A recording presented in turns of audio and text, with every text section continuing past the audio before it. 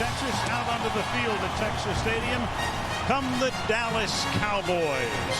And on this opening night, they're ready to face Eli Manning and the New York Giants on NBC's Sunday Night Football. Al Michaels along with John Madden, Andrea Kramer. Welcome to Irving, Texas. The Giants come in off an 8-8 season. 6-2 to start, then 2-6. Lost a wild card playoff game to Philadelphia, and of course lost Tiki Barber, who announced his retirement in the middle of the season. Tiki now part of our NBC crew. His understudy now becomes the main man. While a lot of people are looking at Eli Manning, they have to take a look at Brandon Jacobs. You can't miss him. 264 pounds.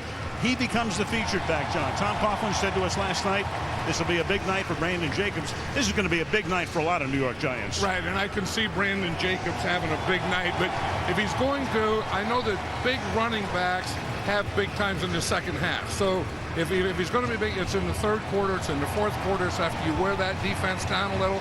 And the first thing that has to happen is Eli Manning has to play well. The passing game has to go well. The pass protection has to be good because they have to get yardage in chunks, loosen up the defense a little, and then you can unleash Brandon Jacobs. It's already been a pretty good week one for the Manning family. Peyton the other night against New Orleans. Now Dallas. Bill Parcells comes in, helps to resurrect the franchise, leads them to the playoffs twice in 4 years. They still haven't won a playoff game in over a decade.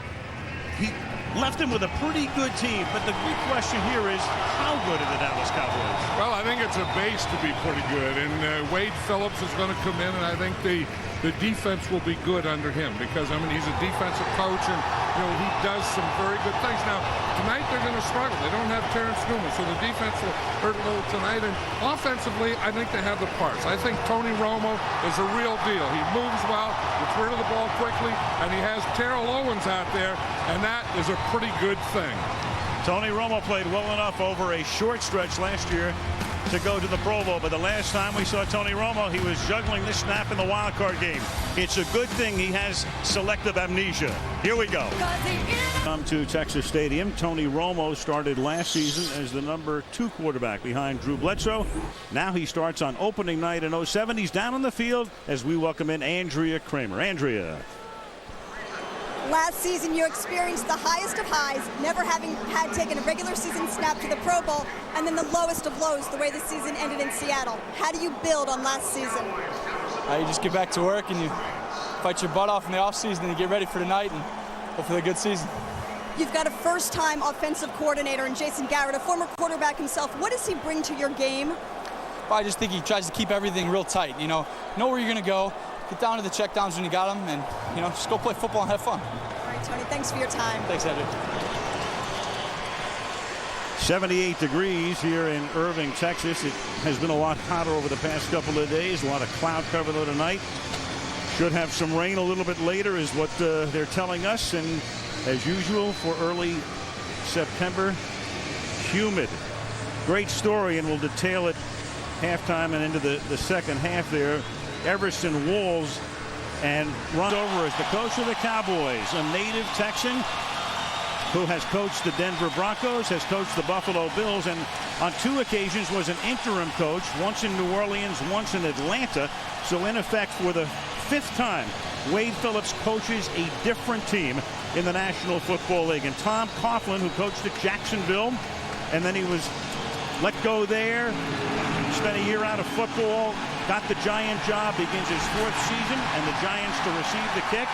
And Ahmad Bradshaw, a 7th-round draft choice out of Marshall, who's made the team, makes his NFL debut by taking it from the 1 up to the 26-yard line, and then he goes down, and he was down. The whistle had blown. The ball came loose, but after Ed Hockley's crew had blown the whistle, the Giants will have it at the 26-yard line. Here comes Manning. Let's take a look at the Giants starters. Eli Manning, Ole Miss. Brandon Jacob, Southern Illinois. Plexico Burrs, Michigan State. Monty Toomer, University of Michigan. Jeremy Shockey, University of Miami. Michael Matthews, Georgia Tech. Dave Deal, University of Chief Illini. Rich Seibert, Western Illinois. John O'Hara, Rutgers. Chris Snee, Boston College. Marie McKenzie, Penn State.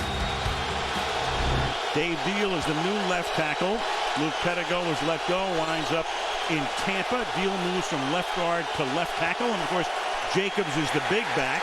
and his initial carry of the season will net nothing. He runs right into the middle of that 3-4 line, Jason Ferguson. Let's take a look at the Dallas starters. Marcus Spears, Louisiana State. Jason Ferguson, Georgia. Chris Canty, Wahoo Wah. Anthony Spencer, Purdue. Brady James, LSU. Aiken Adele, Purdue. DeMarcus Ware, Troy. Jock Reeves, Boilermaker. Roy Williams, Oklahoma. Ken Hamlin, Arkansas. Anthony Henry, South Florida. Wahoo Wah equals Virginia, in case you were wondering. Second down and 10 from the 26-yard line, and Manning will throw it to the outside, and that pass is caught inbounds by Amani Toomer, coming back after ACL surgery. Tore up his knee in the middle of last season, comes back, looked pretty good in preseason, and makes a nice catch there, doing a toe dance along the sidelines for 14 yards. You know, and this is a side you would expect the Giants are going to work on, because that's where their best corner, Terrence Newman, would play. Terrence Newman not in this game. And thus Jock Reeves with the coverage. Newman not only their starting corner, but he plays the slot and the nickel and runs back kick, so he's a big loss. They're also minus Greg Ellis. Ellis has not played since rupturing his Achilles last year. Hope to have him back in a couple of weeks. Manning off the play fake, and he's been good on play action in recent seasons to Plexico Burris, and Burris will go all the way to the end zone for a Giant touchdown. Anthony Henry with the coverage that time, 60 yards. Thank you very much, says Burris, and 1:29 into the game, the Giants take the lead. You know, the first thing, it starts with a good play action pass and good pass protection. Now, one of the things that Brandon Jacobs does there, he's a good pass protector. So they had that play action pass and let Plexico get deep in behind the safety. See, the corner bumps him, he gets past the corner, in behind the safety. Roy Williams, for some reason, got up there pretty tight. Lawrence Tynes, formerly of Kansas City, and the snap is bobbled by Jeff Fiegels, the punter. And there will be no attempt. It was Jay Alford, the snapper. He's a new snapper. He's a rookie. They lost Ryan Keel to injury before the season. Keel would have normally done the snapping this year, but instead it's Alford, and his first snap goes into the ground. But it's a 60-yarder from Manning. Cowboys secondary early tonight, 6-0, and then the kickoff by Lawrence Tynes. Well, that was basically a bad snap. Third-round pick out of Penn State, drafted as a defensive tackle. You saw Michael Strahan on the sideline. He won't start the game. He will be playing on third down, and maybe every third series or so he'll be in for 3 or 4 plays. Tony Romo, the quarterback. The running back is Julius Jones, the brother of the Jets' Thomas Jones, up to the 23-yard line. Here is the Dallas starting offense. Tony Romo, Eastern Illinois. Julius Jones, Notre Dame. Oliver Hoyt, NC State. Terrell Owens, Tennessee Chattanooga. Patrick Creighton, Northwestern Oklahoma State. Jason Witten, Tennessee. Lozo Adams, Michigan State. Kyle Kozar, Arizona State. Andre Gerard, Colorado. Leonard Davis, Texas. Mike Colombo, Boston College. Gain of 3 for Jones on the first play. Second down and 7 now from the 23-yard line. Play fake. That buys Romo some time, but the Giants secondary does its job. And then the pass was to the outside when the intended receiver was cutting the other way, Owens, and also Fasano in the area. The Giants D right now. Justin Tuck, Notre Dame. Barry Cofield, Northwestern. Fred Robbins, Wake Forest. Osi Menyor, Nigeria. Matthias Kiwanuka, Boston College. Antonio Pierce, Mount San Antonio Junior College. Kavika Mitchell, South Florida. R.W. McQuarters, Oklahoma State. James Butler, Georgia Tech. Jabril Wilson, Tennessee. Corey Webster, LSU. Michael Strahan's in there, Al. First time on third down, so he missed almost all of training camp. He's practiced the last 4 days. Romo pulls down the high snap and then throws it in between 2 defenders to Jason Witten, one of the best tight ends in the league, up to the 38. And in Witten tonight and Jeremy Shockey, we're seeing 2 of the better tight ends in the NFL. 15-yard gain. Especially if they want to, do that cover 2 stuff, or if they want to do anything to Terrell Owens on the outside, you're going to work your tight end, and that's Jason Witten. And you look at who he's working against there, Kiwanuka, who is a linebacker for the first time in I think that's going to be his biggest adjustment, playing pass defense and playing a tight end like Jason Witten. Back to the ground again, and that's Jabril Wilson coming up from his safety spot to make an ankle tackle and limit the gain to just 1. It'll be 2nd down and 9 from the 39-yard line. You know, so much for training camp. We see Plexico Burris doesn't play it down in training camp, but boom, he hits a big one. Randy Moss catches 9 passes today. Michael Strahan's in there in the first series, rushing. Been at practice for 4 days. Who needs preseason? That's a nouveau football. I'm starting to believe in it. 2nd and 9. Jones across the 40. He's up to the 42-yard line. So Jones has already carried the ball 3 times tonight. The Dallas second back is Marion Barber, who also sees a lot of action. Here's Matthias Kiwanuka, who we were talking about earlier, that has been playing strong side linebacker. Now, when he plays on the tight end, that's one thing. I think he's a little more natural when he can play inside like that and just read the run and just hit it right at the line of scrimmage. But there's so many adjustments for a defensive lineman becoming a linebacker. So you have Strahan in now. You also have Aaron Ross, their #1 draft choice out of Texas, who plays in the nickel here. Romo has time. Romo finds a wide open Witten. So Witten has caught 2, both over the middle. That time he was free as a bird, and it's a 1st down at the 35. The other time Romo was able to wedge it in between 2 defenders. This time Witten just roaming free for 23. Yeah, and they go 3 wide receivers, and here's Witten. He's the guy out there in the slot. He's the 3rd guy in, and you see they have the first guy stays outside. He keeps his safeties to the outside. Romo looks them off to the outside and then comes back to the inside to Jason Witten. So if they want to get out there, the quarterback can really help it by looking them out there, keeping them out there, and then coming back. Meanwhile, Witten's shaken up, bent over on the sideline, crouching on the sideline. Romo slings one, and that's incomplete. The receiver cutting off the pattern. That's Owens. It'll be 2nd down and 10.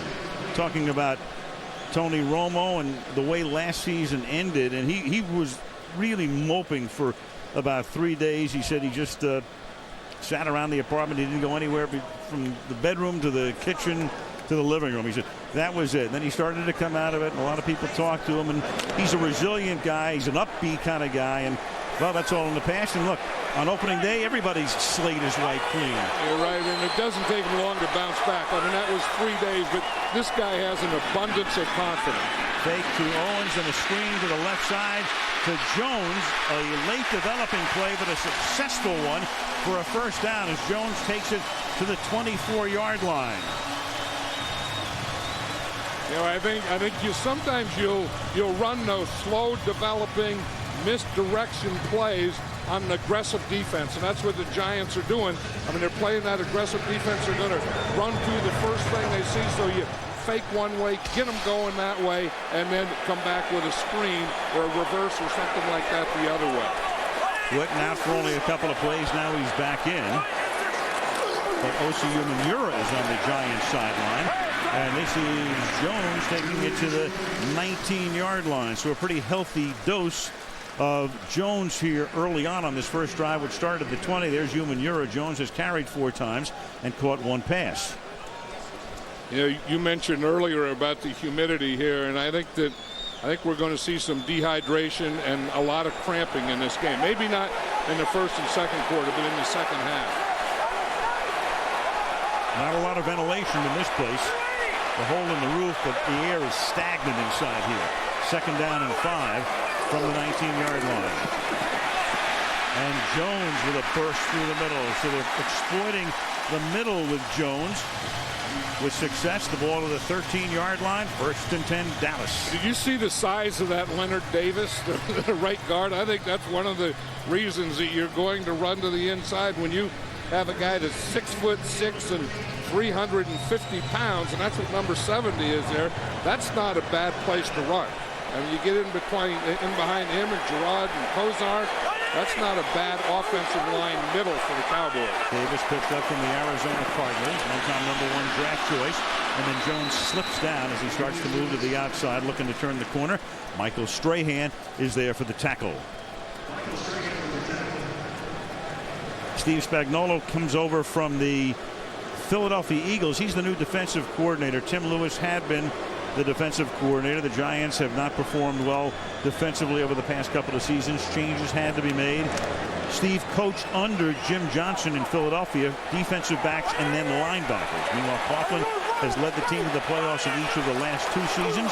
Second down and 12 now as Jones gets stopped just inside the 15 at the 14-yard line, and that's Manny Wright, who was picked up in training camp and starts tonight because William Joseph stiffened up before the game, bad back.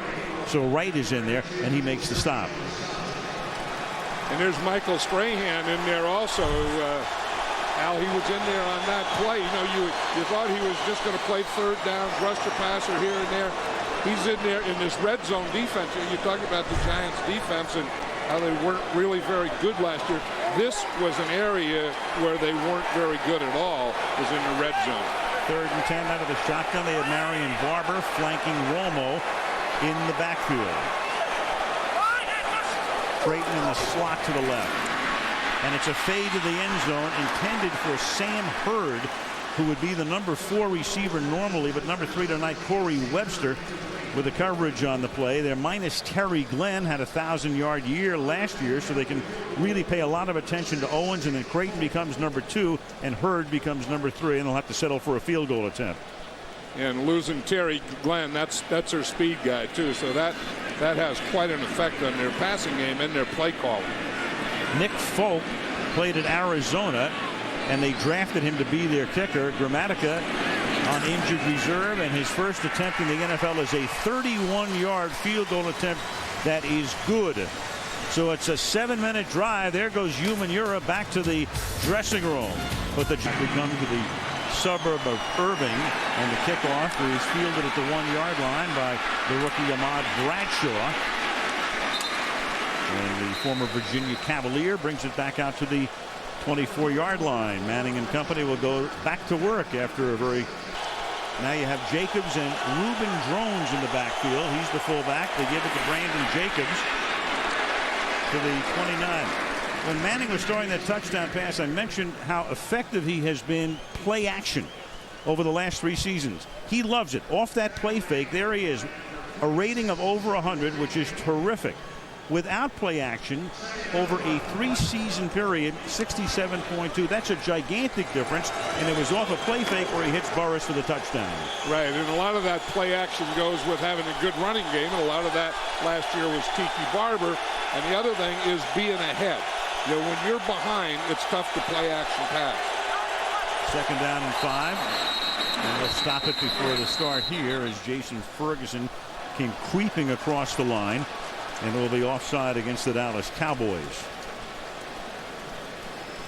But that was a great play action. I mean, he just kept those linebackers in there and got Plexico Burris man-to-man out there on Anthony Henry and threw a perfect pass.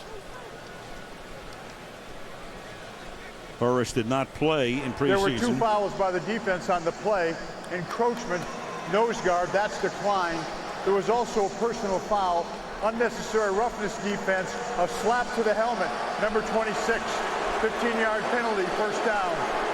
That's Ken Hamlin, who comes over from the Seattle Seahawks after 4 seasons in the Northwest. There's Ken Hamlin right there. Plays over. Doink. And you don't leave the referee any room to not call that play. Not when you do it right in front of him. Yeah, you almost hit him in doing it. From the 44-yard line, Manning short drop to the outside he goes. He hits his tight end Jeremy Shockey, and he'll always make the defensive backs pay the price. Roy Williams pushes him out of bounds. Let's go to Andrea.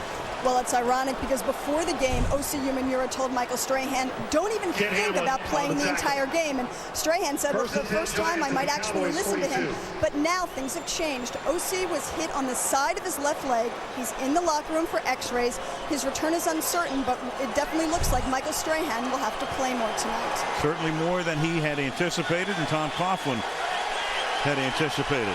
What they pay him for. Yep. From the 42, even after the fine. Here's Jacobs.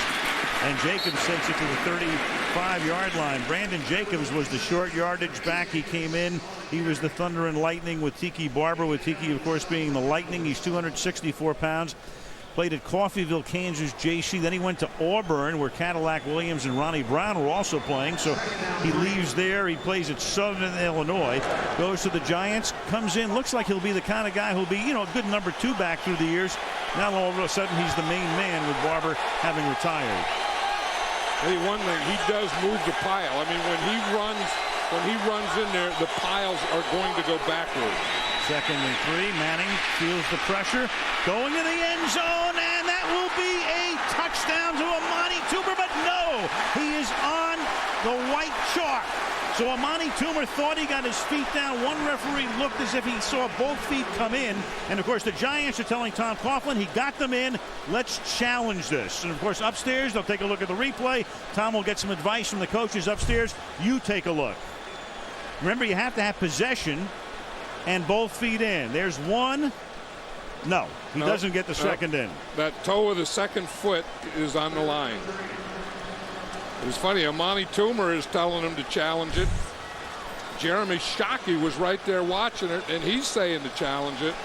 But there's no way that Tom Coughlin should use a wasted challenge here. And he knows that. Tom knows that upstairs the guys have told him, don't even think about it. You'll waste it. You'll waste, not that a timeout is costly in the first half, but why waste the challenge here? You don't have to. Derek Ward is now in the backfield. They toss it to him to the right side, runs into traffic, and the former Jet will pick up about 1.5 yards, but stopped shy of the first down by Brady James. So the Giants come that close to getting another long touchdown, but instead it will be 4th down and a long one at the 34-yard line. Yeah, you're talking about Brandon Jacobs and, being a pounder inside. You wonder who's going to do the outside running, and that's probably going to be Derek Ward. But this is a big call here for Tom Coughlin because this is not short yardage.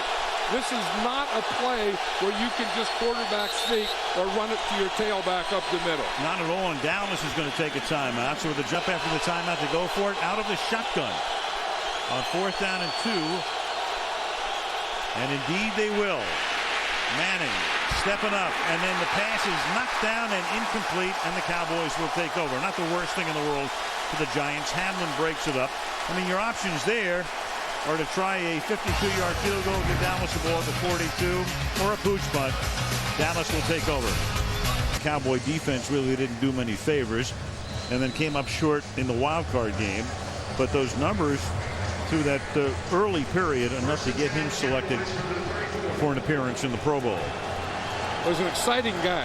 He brings a lot of life to this Dallas offense. And, like I said earlier, he gets rid of the ball quickly. He can move in the pocket if you converge on your pass rush. You'll get outside, buy time. He can hurt you in a lot of ways. From the 34, a little spin job, and that doesn't fool the right side of the Giant defense.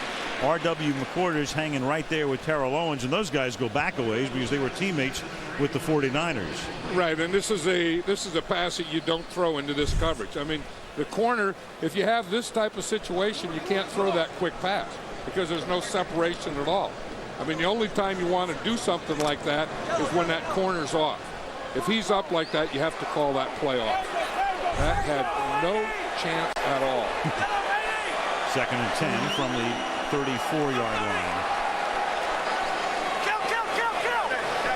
That's what he should have done on the play before. Kill, kill, kill, kill.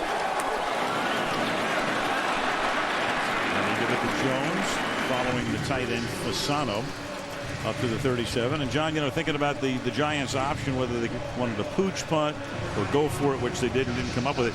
One of the things is not only was it a 52-yard field goal, but a rookie snapper who'd already put one into the dirt. Yeah, and I'm sure that's what Tom Coughlin was thinking about. He said, I saw that ugly extra point stuff, and so I don't want to chance that out here. So I think his choice was, like you said, either go for it on 4th down or some kind of pooch punt.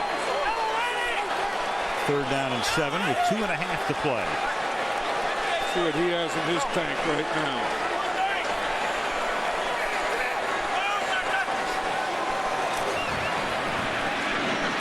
It's like regular. And that's Jason Witten making the catch at the 45-yard line. That wasn't super unleaded. It looks like a quarter a tank irregular.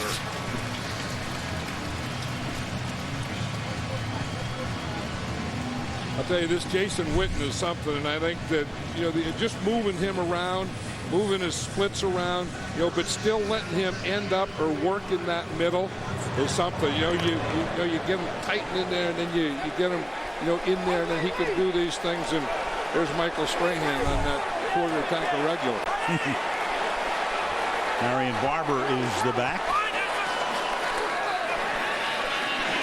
Romo moving those shoulders, buying time, but then overthrowing Witten, who had gotten open. Romo does that so well, and there is a flag down back behind the line of scrimmage. Yeah, and we're just talking about, him being able to move in the pocket. Offense number 76, 10-yard penalty, repeat first down. Flozell Adams, the left tackle. But that's the thing that Tony Romo does so well is buy time in the pocket. You get a rusher coming in there. If you get inside, he'll bounce outside. If you get up the field, he'll move up the field like he did on that last one.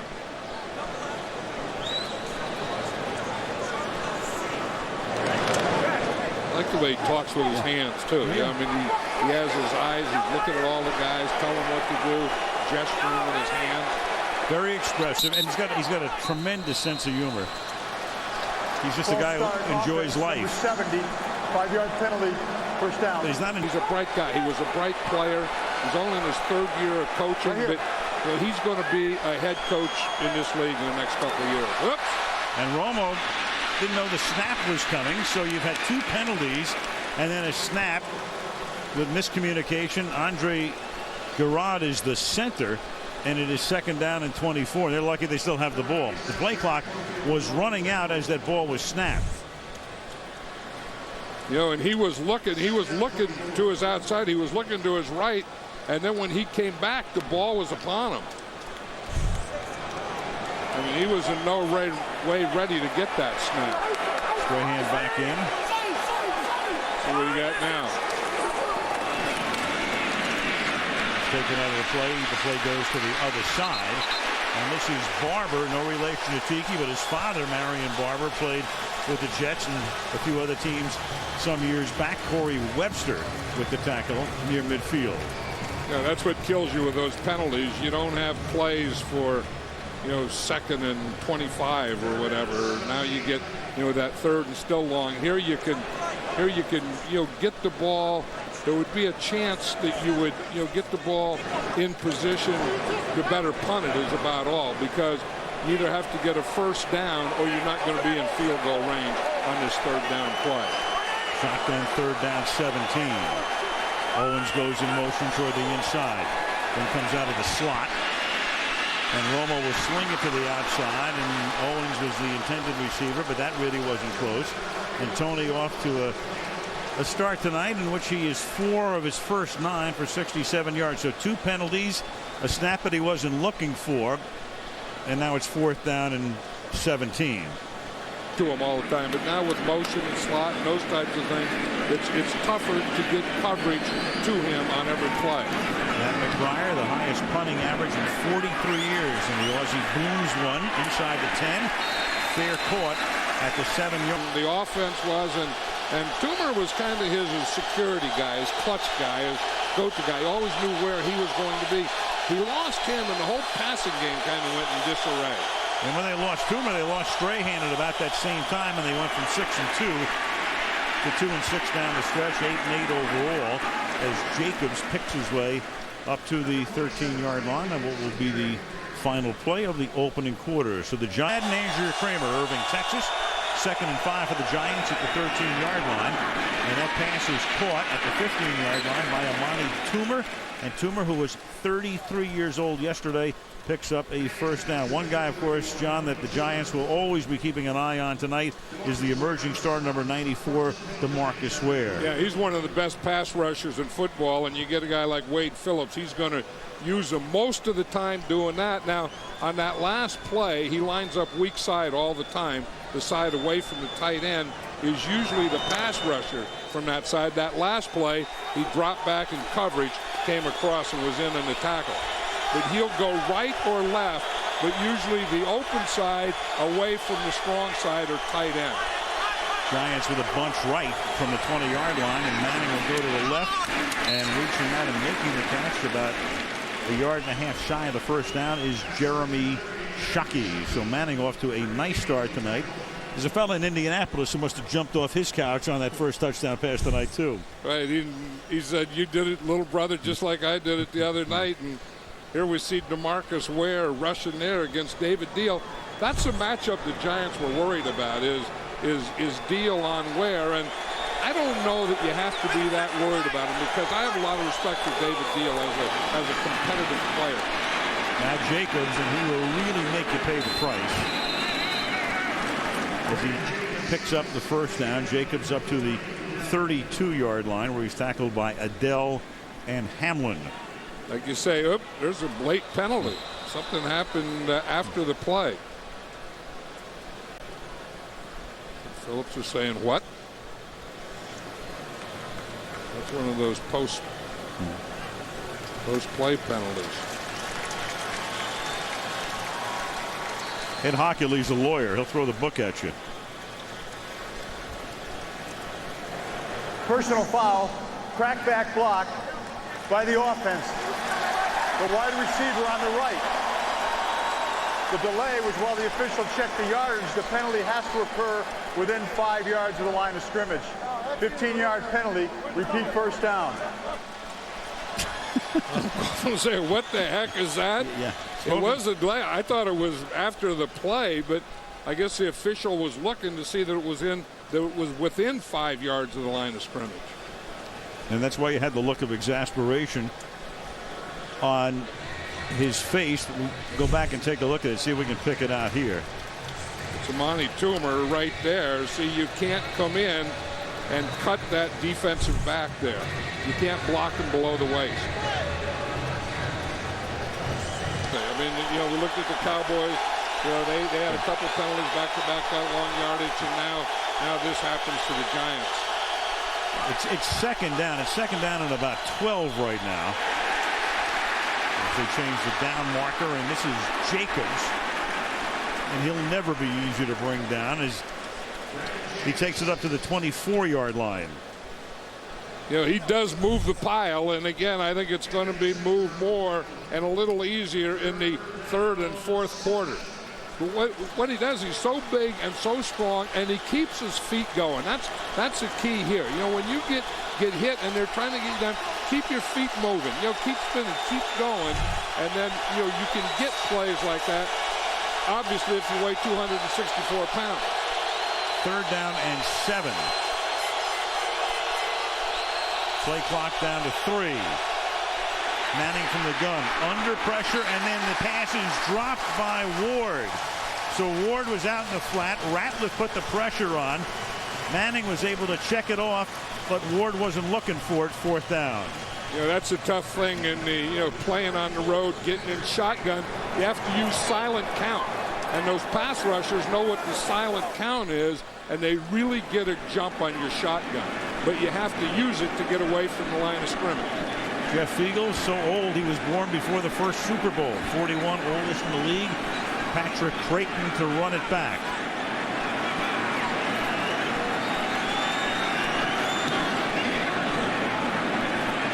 Creighton coming up the field at the 36-yard line. And it's an 8-yard run back up to the 44-yard line. Barber now at the 44-yard line is the back as they begin this drive near midfield. The fake to him, and then the pass to Barber, and Barber gets into Giant territory, and they'll pick up a lot more than a first down as he goes all the way inside the 30 to the 28-yard line before losing his helmet. Sam Madison, who's playing with an injured hamstring, makes the stop, a 29-yard gain. That's a pretty good thing when you go play action pass, and then the guy that you faked, you see Marion Barber there, you fake to him on the run, and then he sneaks out in the flat. A lot of times when the back fakes in there, he's lost or forgotten. And then you get Jason Witten out there blocking in front of you, you're going to get first down. Now against the four-man Giant line, this is Barber, and coming up to make the stop. That's Wilson. Second good play by Wilson, who likes to spend a lot of time, as do strong safeties, up against that line of scrimmage, close to it in the box. And he stops him from no gain. We talked about that slick ball at night in Seattle, and you can take a look early in the fourth quarter. There was the ball, and there's the sheen on the snap to Romo. Yeah, and then that changed the rules, so now they have a guy that just majors in taking care of the K-ball. There he is. And they try and only use 1 or 2 per game now. That's a pretty good name, Lyndon Nixon. Second down and 10 from the 28-yard line, and that pass is incomplete. Owens, the intended receiver, Webster blanketing him on the play, and we go to Andrea. Yeah, well, the other rule that's new as well is that the kicking balls are now numbered 1 through 12, and during the game, they're under the control of a league K-ball person, Dr. K we'll call him.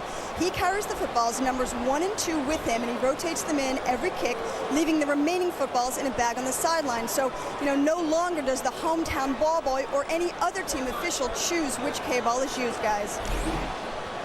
Dr. K. Well, it's not always a he either. That's right. There's a Ms. Dr. K, I understand, in the league. Third down and 10. Over the middle, that is caught, and Witten is stopped a little short of the first down at the 18-yard line. It's Aaron Ross making the tackle. And now let's see what Wade Phillips decides on what will be a fourth down and less than 1 with a little bit more than 10. Wade indicating, let us go for it. Well, the fans always want to do that. I've always believed that you take the field goal, you put the points on the board. But, this is something that is so close, and he feels that, he has a big offensive line, and, he wants him to be able to dominate. And this is a situation where they have to dominate. They asked for the measurement to see how much they have to go. It's a little less than a yard. It's not good. Lowest percentage in the league, as you can see, for the guys who did that with any frequency. And let's see if they go to him again. Well, they do have a lead blocker in there, and Oliver Hoyt. They have a fullback, so they're in the I formation, and they can run a power play. And here is Barber going to the outside. He's able to turn the corner, pick up the first down, get inside the 10, dives for the end zone, and gets in for the touchdown.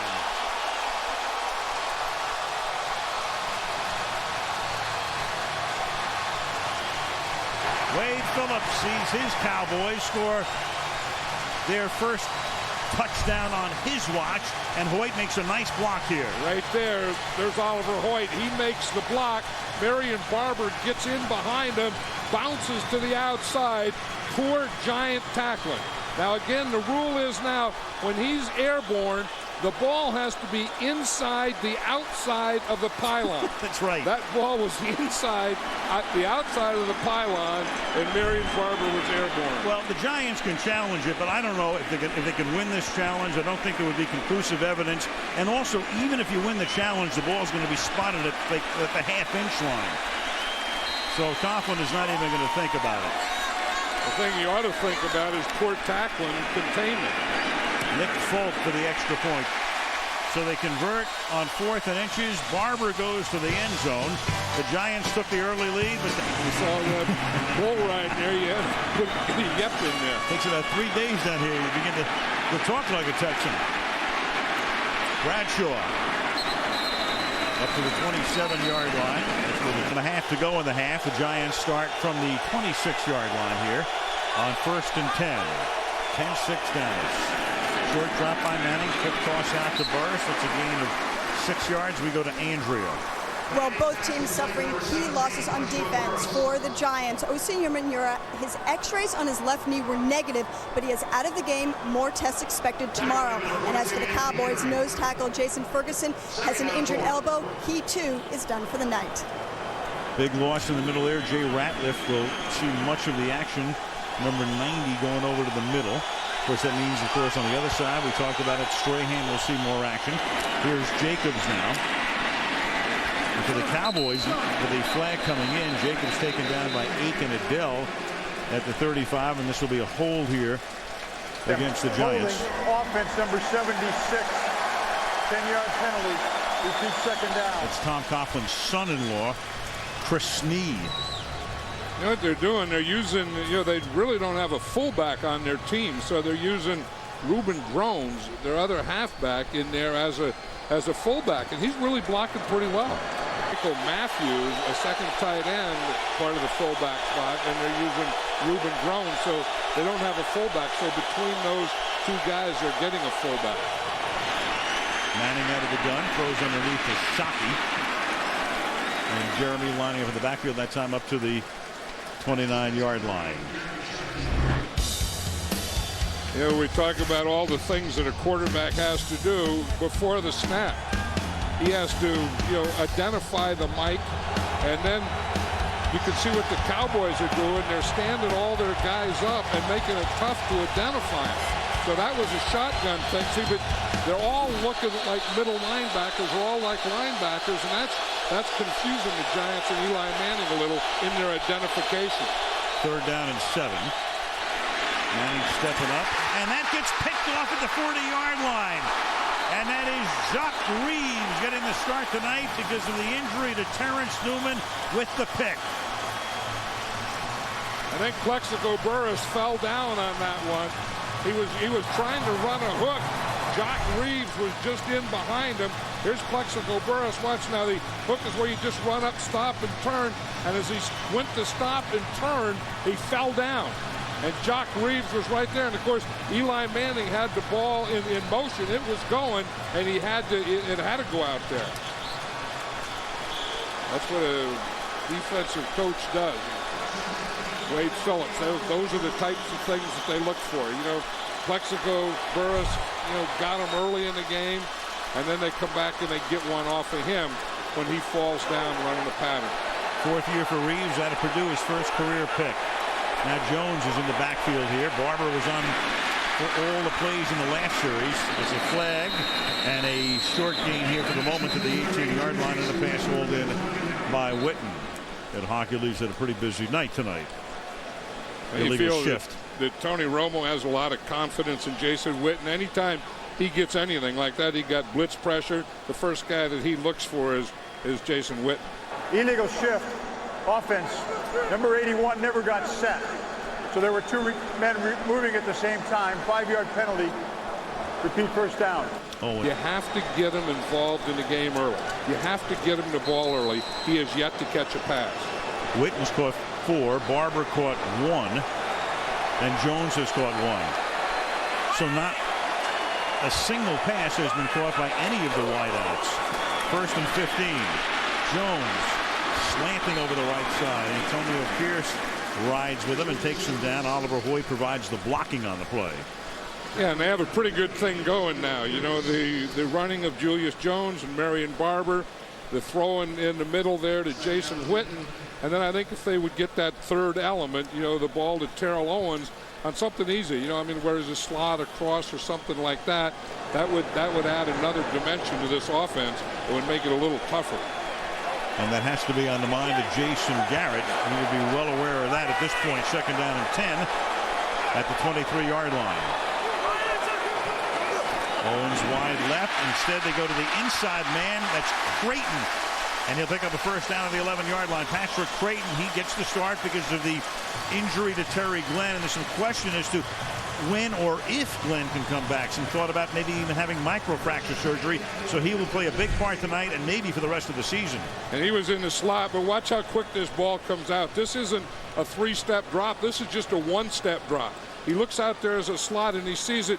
He's going to get something right now, so he just gives him the ball. Just 1 step, boom, the ball comes out of there.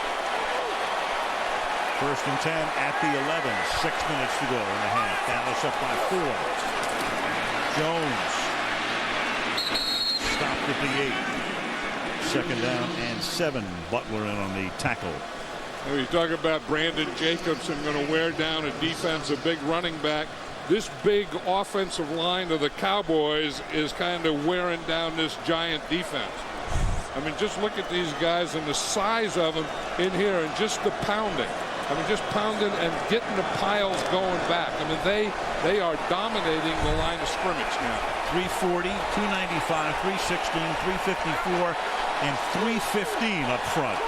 You know, and the 354 isn't a fat 354. No, not at all. I've seen a lot of big old fat 354s. This isn't one of them. 2nd and 7, and Romo will turn it back inside. Flag comes in after the play at the 6-yard line.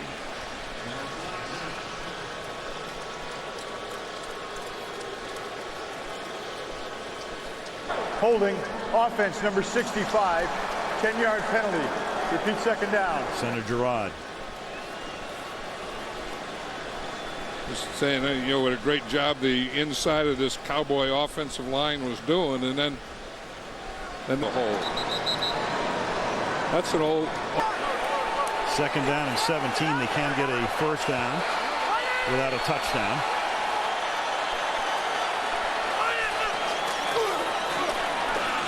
Run a draw.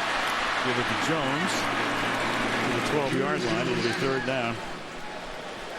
So what's the secret handshake for an offensive lineman? Kind of like, you know, is it a punch or? No. You chest. You don't punch. There's no handshake. You just quit and go like that to him. Just a thump. Right? Yeah, it's a big old thump. Chest thump. That's the return. No, but that's where it all starts. You know, we can talk about, you know, these great wide receivers, quarterbacks, you know, Randy Moss catching that. But if the line doesn't block, if they don't control the line of scrimmage, I used to always argue with Bill Walsh about this, but it's all academic. You can have the greatest schemes, the greatest plays, the greatest pass runs, but if this group right here doesn't do the job, it doesn't make any difference. On 3rd and 11, they give Romo the time. Case in point, touchdown, Jason Witten over the middle. So the Giants did not put a lot of pressure on. The line did its job up front. And Witten, who lives in the middle of the field, finds the open spot. And the Dallas Cowboys lead by 10 going on 11. I'll tell you, Jason Witten has found the open spot the whole night. I mean, he's just going right up there and just settling down right between the hash marks, and it's been open this whole first half. 5 catches for the Cowboy tight end tonight. And all 5 have been on 3rd down. Nick Folk for the extra point. An injury, and we'll get that from Andrea in a second as the kick is fielded by Bradshaw from a yard into the end zone. He gets popped at the 24. Andrea, what's going on with the Giants? The news just got worse for the Giants beyond Dallas's 17 unanswered points. Brandon Jacobs is out. He has a sprained knee, more tests expected tomorrow, an MRI, so they'll see more of Reuben Drones and, of course, Derek Ward, who did have some good success with reps in the preseason. Oh, boy, so we'll go back and find that. He took himself out after the last play he was in for, and it looked innocuous, and then all of a sudden, he's out for the night. So you have Derek Ward, who was drafted by the Jets and signed by the Giants as a free agent. Ward makes the team. We'll see a lot of Drones and maybe some of Ahmad Bradshaw. And Manning will throw, and it's Burris who makes the catch. So Manning, knowing it's really going to be on his shoulders tonight, hits Burris and gets the ball immediately into Cowboy territory to the 48-yard line. Right, and that's exactly where I think it goes, Al. I mean, it's not going to be about a backup running back right now. It's going to be about Eli Manning and his receivers. And I think that somewhere he has to get the ball to Jeremy Shockey, kind of what the Cowboys are doing to them with Jason Witten. Ticking down to 3 minutes. Now you've got Ward behind Drones, and Ward inside the 40 to the 38-yard line. That's Drones, former Bronco and Cleveland Brown, leading the charge that time, providing the block that helped Springer for a gain of about 9.5. Yeah, Drones is a better blocker than I thought. I thought that would be the problem. You know, when you have a tailback in there blocking like a fullback, but Drones is doing it. That was kind of a counter type of play where both the lead blocker and the running back counter. 2nd down and inches from the 38-yard line. Fake to Ward. Manning steps up. Then he hits Ward underneath, and Ward is able to dive forward for a 1st down at the 29-yard line. Aiken Adele making the tackle. That was the same thing that the Cowboys did. I was talking about, you go play action pass. Then they kind of lose that guy that you fake the run to, and then he sneaks through and you pick him up as a pass receiver. Burris split left, Toomer split right. I think they have to get Shockey involved here. Shockey lined up on the right side. Shockey initially with the block, and then he loses his man and is able to accept the pass, but only for a gain of 1 at the 28-yard line. Pressure put on that game. Andrea will talk about them. The Toyota halftime show coming up. But right now it's 2nd down and 8 from the 28-yard line. Manning gets hit from behind with the arm coming forward. Incomplete. Incomplete. Nathan Jones was there, and Ed Hockley was right there to say incomplete pass, no fumble. You know, I think if Strahan did it. They'll send a plane for you. 3rd down and 8. That's caught. Shockey. And he'll pick up the 1st down. So as John suggested, you've got to look his way a little bit more. The ball is at the 18. That'll be a 1st down, and the Giants will take a timeout. And they need energy, and I think he's the guy that can give it to them. At the 18-yard line with Ward and Drones in the backfield.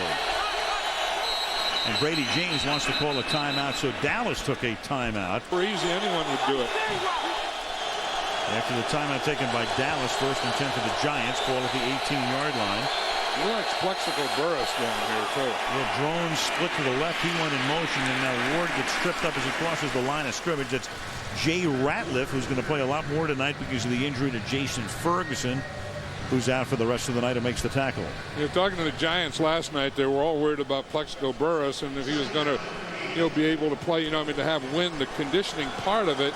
And a lot of the Giants look like they're sucking for wind out there now. It's not that hot for Dallas this time of year, high 70s, but humid, and as we say, the air just doesn't circulate inside the stadium. 2nd down and 8 to the outside. That's caught by Toomer. Amani turns it back in, seeks the 1st down. It appears to be a little short. Reeves and Hamlin converge on the tackle. And Manning looking over for the call from Kevin Gilbride is on the mic to him. 3rd down and 1. I think he probably wanted to know if he should have taken a timeout because they do have 2 of them. Instead, he sneaks for the 1st down and he gets it. So he has the 1st down. It'll be 1st and goal. Now he'll take the timeout. And the Giants will take one by Barry Switzer, hanging from the rafters as we come back to Texas Stadium. 38 seconds. 1st and goal. Steve Smith, rookie wide receiver, in this set for the Giants. Manning will take the snap out of the shotgun, throws it to the outside, caught by Toomer, tries to get out of bounds and can't. It'll be 2nd and goal. It's Jock Reeves making the tackle. Yeah, they may have to waste it. You have to throw it in the end zone, and I would think you would try and get a jump ball somehow to Plexico Burris, or you would get one out here. They have Shockey split down here. That's probably where they're thinking of going. They have Burris in the slot to the left. They have Toomer wide to the left. I like this matchup down here in the bottom. 2nd and goal. And he throws into a lot of traffic, and he tries to go to Michael Matthews, who is a rookie tight end out of Georgia Tech, a free agent. And Michael Matthews, they tried to sneak one into a guy they thought the Cowboys wouldn't be paying any attention to. The pressure put on that time by another rookie, Anthony Spencer, number 93. Well, you see DeMarcus Ware. He's going to come out there. He starts on the pass rush and ends up in pretty good coverage. It wasn't a bad idea. Matthews was going to be free and would have been had DeMarcus Ware not come off. And Matthews out. Steve Smith is in, the rookie out of SC, goes wide to the left. Toomer's in the slot to the left. Burris goes to the right. Shockey lines up on the left side. That's where you'd have to like right now. 3rd down and goal. Looking to Burris. Throwing to Burris, and Burris got position and gets the touchdown. He got inside Jock Reeves. Hearn takes another bow. Both touchdowns tonight by number 17. I think he's the guy that he's going to look for because you not only have a top receiver and your top receiver, but he has a height advantage, on any of the defenders. So he's big. He has a big body. He can reach. He's a good receiver. And I think he's the type of guy that you look for down there. Last time they had an extra point attempt, Jay Alford snapped it into the turf. The rookie will snap it back to Fiegels. Another low snap, but Feagles gets it down. Tyson Thompson will run back to kick. Lawrence Tynes to send it down. Bouncing ball fielded at the 4. Thompson, who grew up here in Irving, Texas, drops the ball at the 25-yard line. Mix is already suggesting rather strongly that the Giants have it. Hockley and his cohorts will get to the bottom of the pile, and the Giants are certain that they've come up with it. And if they have, they are right now in field goal range. It would be about a 43-yard field goal. Michael Johnson is the guy who created the fumble. Number 43, he came in there, and so Tyson Thompson runs it back, and the Giants, of course, can run maybe one play and then attempt a field goal. Watch Michael Johnson here. He's going to come right through the wedge and make that tackle. There's no way that he should have been able to get through there. I mean, you haven't. If you don't get it out of bounds, you're going to have to spike it or get the field goal unit in no time. I'd come right back to Toomer again on that fade. Now, they're not going to let him have it. They're playing off, but I would still do it. Manning going to the right corner of the end zone and diving, but out of bounds is Steve Smith, the rookie out of SC, picked in the second round, but he was well out of bounds. And now the opportunity for this field goal, which, you know, is not a chip shot and is not an automatic, is it? We know that from the first snap on the extra point. 44-yard field goal attempt. Both of Alford's snaps have been low. Tynes, the former chief, who won the job over Josh Houston because of experience. That time a decent snap, good hold, and a good kick. And so the Giants, who were down.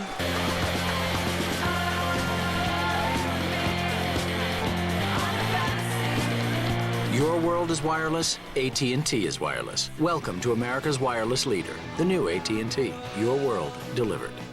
Togetherness and all those things are really all about that. So we start the second half. Al Michaels, John Madden, Andrew Kramer. Dallas to run it back. And this is Tyson Thompson who fumbled, and that led to a Giant field goal, running it back. Brandon Jacobs, in case you joined us late, the Giants running back, got hurt. And we've gone back to find the play on which he'd gotten hurt. And it's a knee injury. He's done for the day. Right knee. So he comes out of the game. A couple of plays later, it was an interception by Jacques Reeves. Dallas led 17-6, but the Giants have come back to make it a one-point game. And that Creighton is there, but he's out of bounds on the first play of the third quarter. Let's take a look at the numbers now. Both quarterbacks with good ratings through the first 30 minutes tonight. Dallas with 60 rushing yards and the Giants with 40. But the off the field there. It's Barry Cofield. Defensive tackle. Manny Wright comes in to replace him. William Joseph is Cofield's backup, and he spasmed up his back before the game tonight. That's Julius Jones now taking it up to the 26-yard line. Umanura is already out. Michael Strahan is playing sparingly. More of attrition. Brandon Jacobs is out. I wasn't kidding about Tiki. Tiki talked about it at halftime. I would bet him this is the first game of the season, and they need a running back. I mean, who to come back in and help this team better than Tiki Barber right now? That wouldn't be a big story in New York, would it? Oh, boy. 3rd and 7. And that pass is caught up at the 39-yard line as Romo threads the needle, finds Creighton, the open man. Creighton again getting a start tonight because Terry Glenn is hurt, and Creighton winds up making a catch good for 14 yards. You know, I always like this about Tony Romo, the way he stands in there. I mean, he has good protection, so he can step up, but he had to step up into a rusher. And he had his guy open. I mean, there was a guy on either side, two guys behind, and he hit Patrick Creighton perfectly. Well, first of all, you have to get the protection, you have to read the coverage, and you have to get the ball there. Romo's completed 9 passes tonight, none to Owens. Here's Jones swinging to the outside, finding room across the 50 and thrust out of bounds by James Butler at the 40-yard line. I think this Giant defense is really getting tired. And, you know, they talked about that last night, that they were going to have to roll guys in. And here they're going to see Michael Strahan in there. They start a double team on him. The tight end, Tony Curtis, comes down. Martin Colombo's there. They get movement there. Push Strahan to the inside. Get the corner to the outside. There's no force of support. That wasn't Strahan. He should have had 2 guys outside of him. 21-yard gain for number 21. At the 40-yard line, first down. Buys time with the fake. Romo. And finally, it's Owens making a catch. Terrell Owens makes his first catch of the season. Good for a first down, tackled by Wilson at the 23-yard line, an 18-yard gain. You know, and I think this is the type of stuff they have to do to Terrell Owens. It's not leave him outside and just run him up the field. Run him across the field, because eventually if he keeps going across, he is going to be open at some point. Tony Romo sees it, finds that point. That's a heck of a catch, because that ball was a little high and thrown behind him. But you have to get Terrell Owens in the game, and I think when you get him in the game in the 3rd quarter, you've really wasted a half. This drive started at their 22, now from the Giants' 22, going to the end zone. Owens, can he hold on to it? Yes, he can for the touchdown. One hand, a juggle, has to get both feet in, and did for a 22-yard touchdown. I know what he's thinking. Where in the heck was that in the first half? They got him involved, then they got him playing like this. He comes in motion, and just that big hand stretches out, catches it with the one hand, brings it into his body.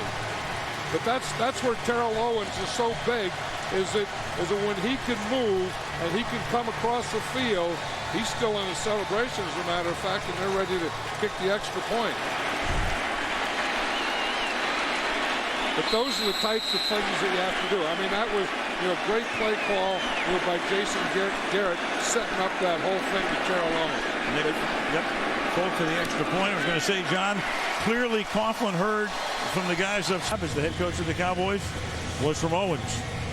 Yeah, and just talking to Terrell Owens in practice the other day, he feels a lot more comfortable here in Dallas than he did a year ago.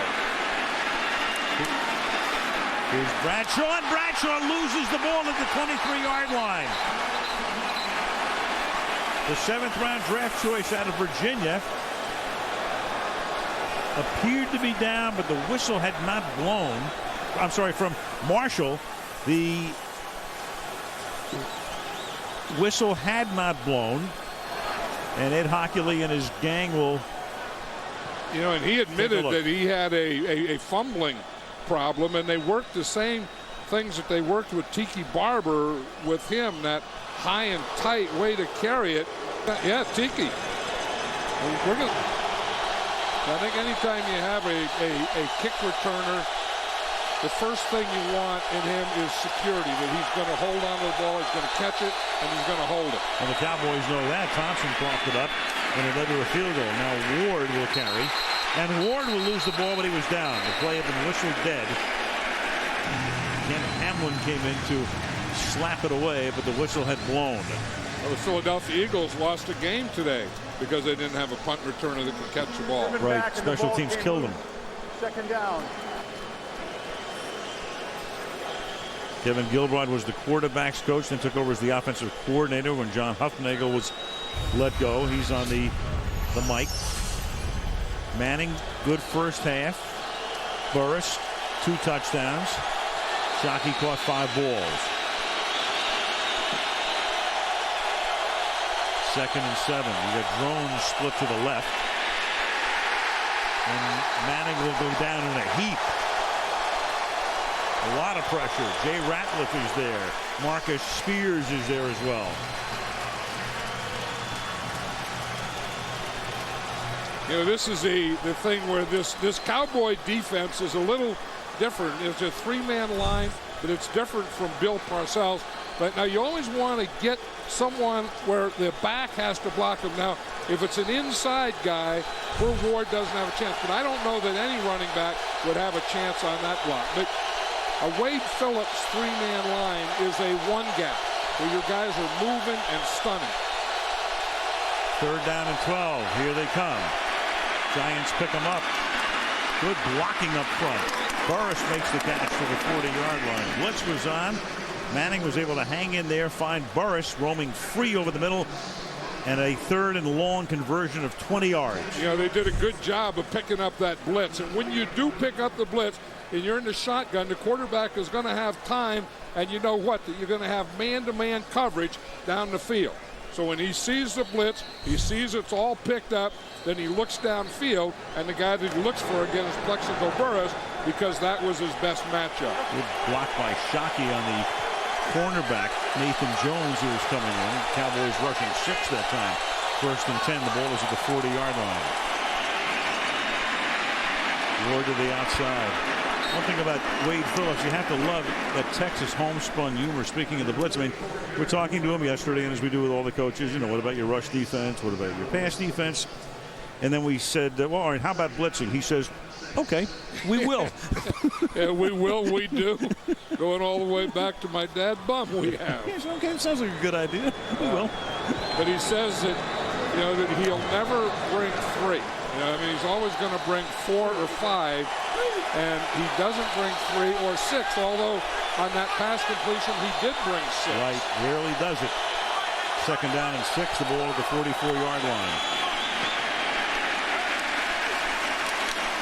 Brady James makes the tackle on Derek Ward. Bum Phillips.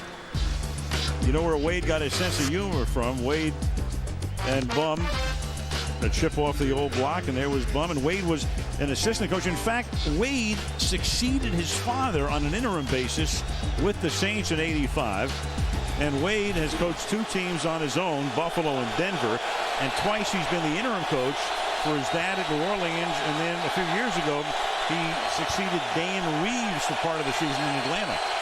Right, because he's a very solid guy.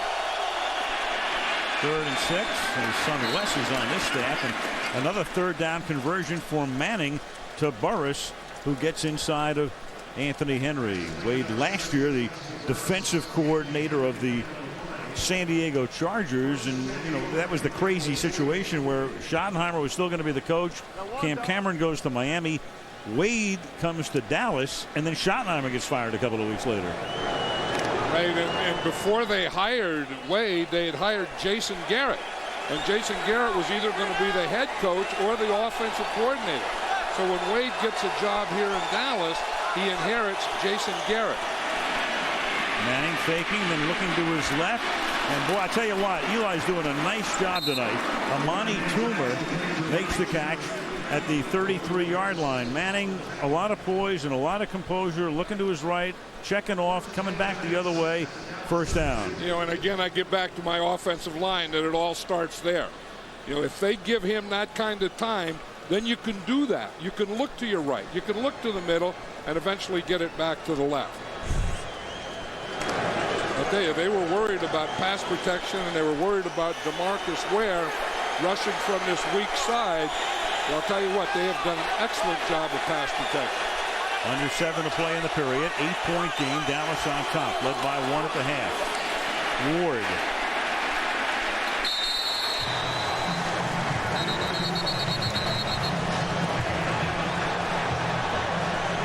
Mini scuffle. Brady James and Jeremy Shockey.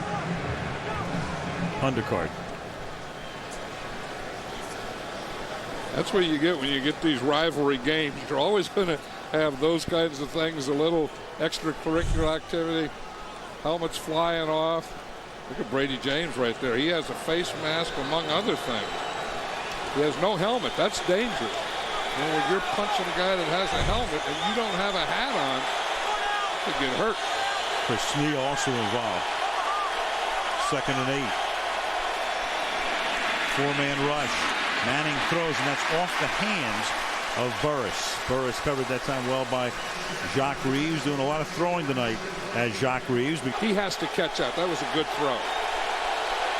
Burris has caught 6 tonight for 125 yards and 2 touchdowns. Looks like he's dead tired, too. Yeah. Big 3rd and 8.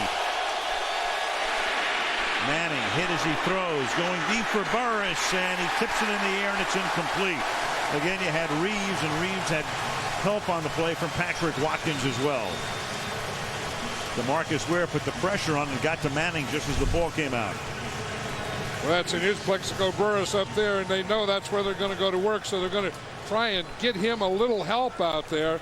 That ball, I don't know, if he gets that ball out in front of him a little more, that would have been a touchdown.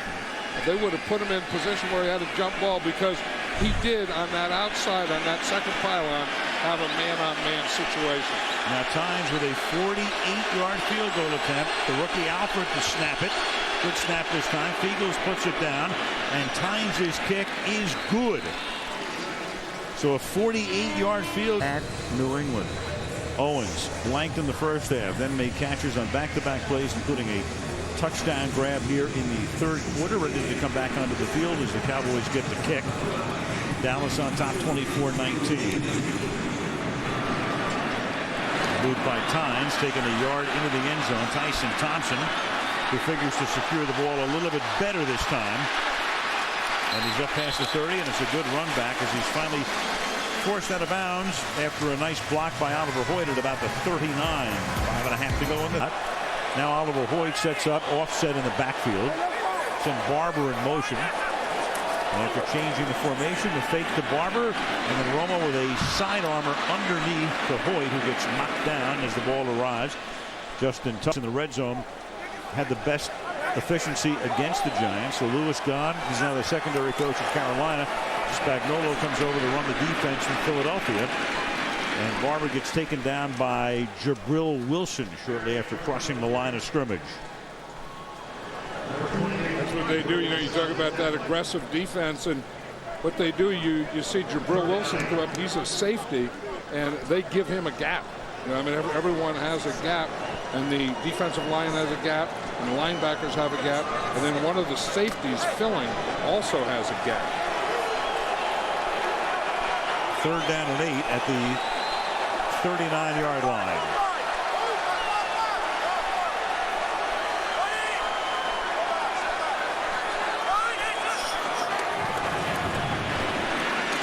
Romo under pressure and then has to tuck it in because Jason Tuck makes him do that. Jason Tuck got there. Romo started to sling it, then just had to hold it up. And so Jason Tuck gets the sack, and the Cowboys forced to punt.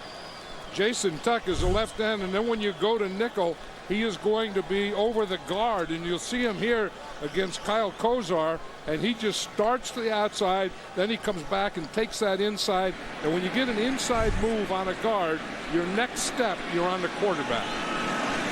Second career sack for Tuck. Justin Tuck now in his third year. McQuarters back to receive the kick from McBriar.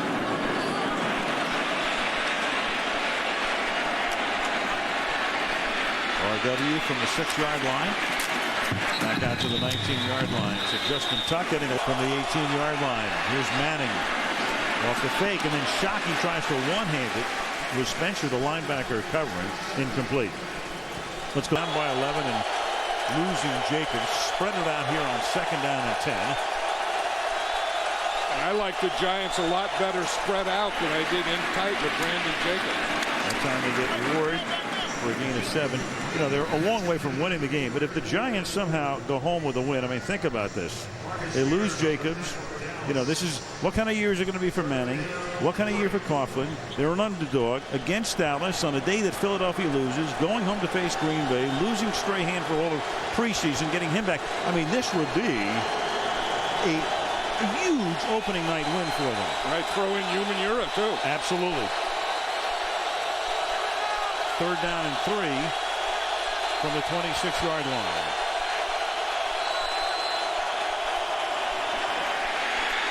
Manning tries to escape and then dumps it off for Drones, and it's incomplete, but he was able to get it away. Anthony Spencer, their #1 draft choice out of Purdue, put the pressure on Manning. You know, and that's the thing that a Wade Phillips defense is going to have. He's going to have a big linebacker on the end of the line of scrimmage coming, and you better block him. And I'm not sure if that handoff was missed or if that were a play pass and he was going to try and throw, but someone has to block that outside linebacker. 41-year-old Fiegels to punt, 20th season.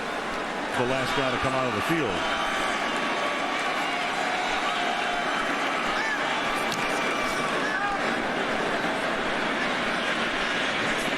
Creighton accepts it at the 27 along the sideline. 33-yard line. You got Marion Barber starting this drive in the backfield. Owens in motion, bottom of the screen. And Romo to throw over the middle. And you know who's there? Jason Witten. Once again, big first half and a big play here in the third quarter. Witten, who lives over the middle, and now Romo wants him to quickly get downfield. Right, and it goes with a play-action pass. I mean, they do this so well. Go play-action pass, hold the linebacker a little, and then get Jason Witten just working that middle in between the hashes. That has been there all night. See the play-action pass, sucks those linebackers up so Witten can get in behind them, and then that gives him pass protection time, and he's wide open. 38-yard gain. Romo wanted them to pick up the pace. The problem was the right tackle, Mark Colombo, was shaken up, and it took all of about 15 seconds for him to get back down to the line of scrimmage. From the 29-yard line, here's Barber to the outside. He picks up the first down, and a few more to about the 10. Kyle Kozar led the way, the left guard with a good block. You know, we were talking earlier how in the third quarter and the fourth quarter running gets easier. The defense is about a half a step slower. Watch Flozell Adams get his block to the outside, just take his man and push him out. And that hole is so big for Marion Barber. And anytime there's a big run, a wide receiver has to make a block. Watch Terrell Owens up on top there. When you say he doesn't do something, he also does a lot of things. First and goal. They're going to throw one. They have to throw it to Owens here. Barber. Marion Barber to the 9-yard line. Second down and goal. Under 2 minutes to play in the third quarter. We were talking about the big inside of this Dallas Cowboy line. The outside's not too bad either. When we saw Flozell Adams at 6'7", 340 pounds, and when he gets on you, he just blocks everything out. I mean, there was no way that half of the defense who were outside of him could see Marion Barber running inside. Nicknamed the Hotel years ago. Second down and goal from the 9-yard line.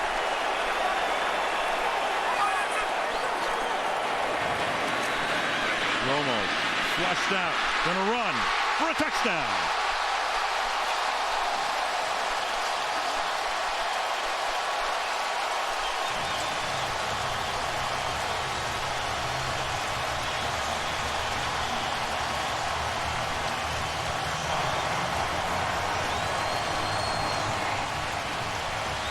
Matthias Kiwanuka is going to come to the inside. You'll see him come to the inside there.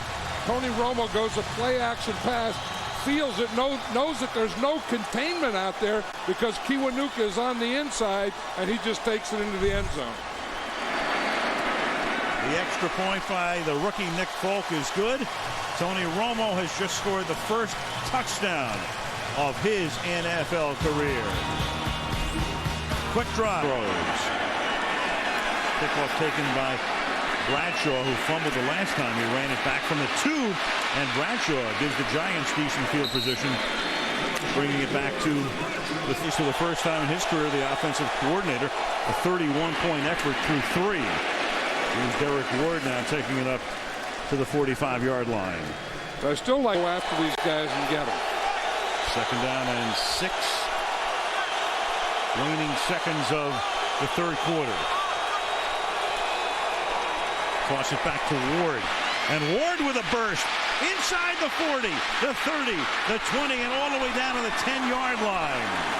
So the understudy now, Ward, the oft-injured back, drafted originally by the Jets, picked up by the Giants, hurt in preseason last year, and having to play a huge role tonight, of course, in the absence of Jacobs. And I think this defense was ready for Jacobs, and they were ready to, to keep everything tight and pound everything in the middle. And then that quickness, I think, really caught him there. First and 10 at the 11-yard line after the third quarter ended on a 44-yard run by Ward. A little dump to him. Ward, a very interesting story. He's a kid from Southern California, went to Fresno State, declared academically ineligible, went to a school called Ottawa University in Kansas. Jets drafted him. Giants picked him up on waivers. He's been hurt, been running back kicks over the past couple of years for the Giants, and now all of a sudden trying to become a sudden star. Well, remember in preseason when we had him, Tom Coughlin really liked him because everyone assumed that Reuben Jones was the number 2 back, and Tom Coughlin said no, he thought it was going to be Derek Ward. 2nd down and 9 from the 10-yard line. And this time, Canty says enough of this Ward stuff. I don't know why. I mean, they hit Ward there in a couple of, on that big one, but I'll tell you, Plexico Burress is out here, and Jock Reeves is so far off him, all he has to do is come up and throw the ball out there. Watch Chris Canty here. He's number 99. They started double team on him right there. He splits it because they both go off trying to get up to that second level, and they left Canty too soon. One has to stay, the other can go. They both can't go. They've got Smith and Toomer and Shockey all to the left. Forrest to the right. Manning out of the shotgun. On 3rd down and 10. Has time. Throws and incomplete. That's Steve Smith, the rookie out of USC who couldn't hold on. I don't know why he just doesn't look down here at Burress. I mean, this is what he does well. He's man-to-man, and he can win that battle every time.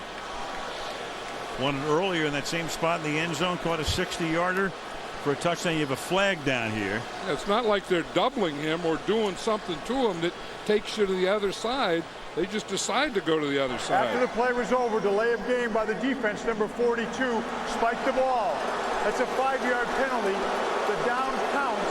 It's 4th down. That's after the 5-yard penalty. That's a new rule. That's Anthony Henry, because it's a delay of the game penalty, and the Cowboys are very lucky when they put that rule in. It wasn't with a defensive foul, an automatic 1st down. The down counts, so it's 4th and 5. Right, and here's Burress out here. That's what I'm talking about. I mean, that's one-on-one. He's going to win that battle. I mean, there's no rotation towards him. There's no double coverage. There's no inside out. I think you get him down there at man-to-man, and you have to go there. By the way, that same thing applies to the offense this year. New rule: you spike the ball after a play like that. Delay of game is the call. 24-yard attempt for Lawrence Tynes. Alford snapping, Fiegel's holding. And the kick is good. So this joins Washington at 1-0. 9-point lead for the Cowboys, who take the kick at the 6-yard line. Tyson Thompson runs it back. To pull them down. Now, Giants trainer Ronnie Barnes told me that the Giants did not want to take part in that. They didn't want to inject something new to their players. So in the last series when the offense was on the field, the defensive players were pretty gassed sitting on the bench. But ironically, the one guy who seemed to have the most energy, the guy you'd least expect, Michael Strahan. And right now the Giants have just suffered another injury. Dockery comes off, and the kicker Lawrence Tynes is being attended to at the 44-yard. So many balls into the net, and have these little drills they do. They probably just hyperventilate themselves. I have seen that happen before. I've seen where a kicker hyperventilated. From the 29-yard line, Romo throws. That's caught over the middle by Creighton. And Patrick Creighton is into Giant territory. And we talked about the Giants last year. This was the problem, especially down the stretch. In the second half of the season, their defense couldn't stop anybody. 25-yard game. Well, their defense is tired, and they're not getting any pass rush at all. I mean, there's no way that a quarterback in the NFL can have this much time and not complete passes.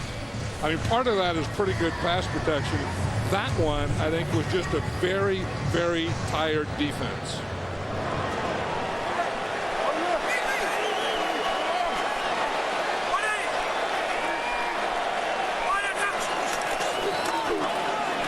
Julius Jones. And this time a little energy burst from Antonio Pierce, the middle linebacker, to stop back in the line of scrimmage. Somewhere that's going to, show up. I mean, I still believe that, when you cut down two-a-days and you don't hit in two-a-days and you don't play the guys much in preseason, then you get to the opening game and you go, boom, okay, everyone has to play the whole game. I don't know that they're ready. And obviously some of them aren't.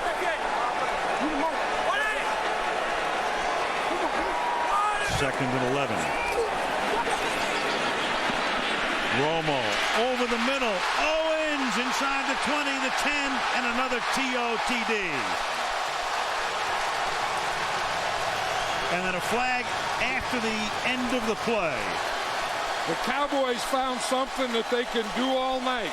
Go play action pass and hit the middle of the field. Whether it's T.O. like that play or it's Jason Witten, they've been doing it all night.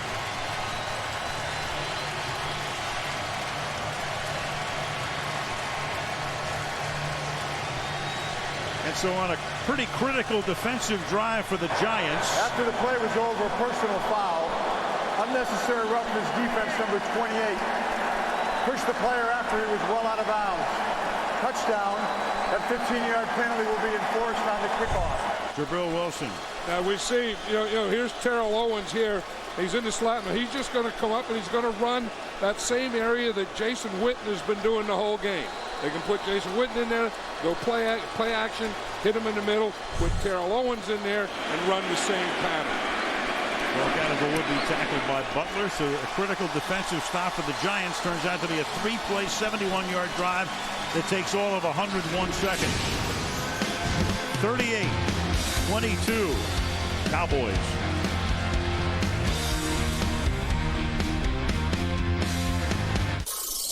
Terrell Owens did not make a catch. Didn't have a reception in the first half, and here in the second half he scored 3, 2 of them for scores. 16-point game.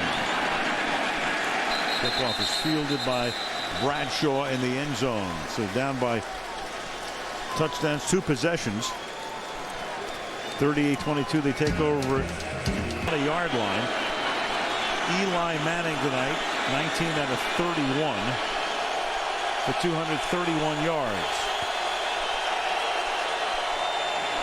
From the gun, stepping up, and it begins with a 20-yard gain to Amani Toomer. He's tackled there by Anthony Henry. So the Giants down by 16. A 1st and 10 up at the 40-yard line.